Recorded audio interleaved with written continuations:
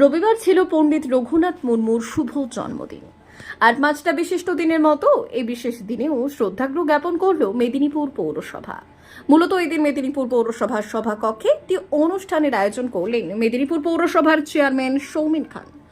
সেই অনুষ্ঠানে পণ্ডিত রঘুনাথ মুর্মুর মূর্তিতে ফুল দিয়ে শ্রদ্ধা জানিয়েছেন আদিবাসী এবং মুর্মু সমাজের ভাই বোনেরা। শ্রদ্ধা জানানো হয় পৌরসভা থেকে। এরপর রঘুনাথ মুর্মুর স্মরণে ছড়া, গান, কবিতা পাঠ করেন এই সমাজের ভাই বোনেরা। অবশেষে বক্তব্য রাখার পর সেই সমাজের ভাই বোন এবং ছোট কচি কাচাদের হাতে খাতা, পেন এবং মিষ্টির প্যাকেট তুলে দেন পৌরসভার চেয়ারম্যান সৌমেন খান।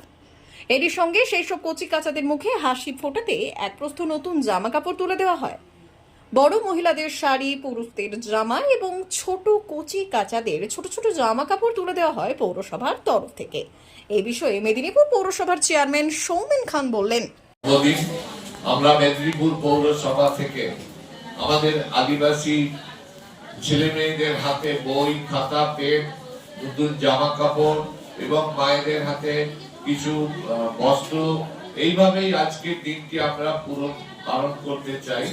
যে পণ্ডিত রঘুনাথ মুর্মু তিনি আমাদের দেশের এবং আমাদের আদিবাসী সমাজের জন্য তিনি যেভাবে তার সম্প্রদায় এবং তার সমাজকে অগ্রণী ভূমিকা পালনের ক্ষেত্রে, তিনি দেশ গড়ার ক্ষেত্রে এবং মানুষ তৈরি করার ক্ষেত্রে তার অবদান অনেক বেশি।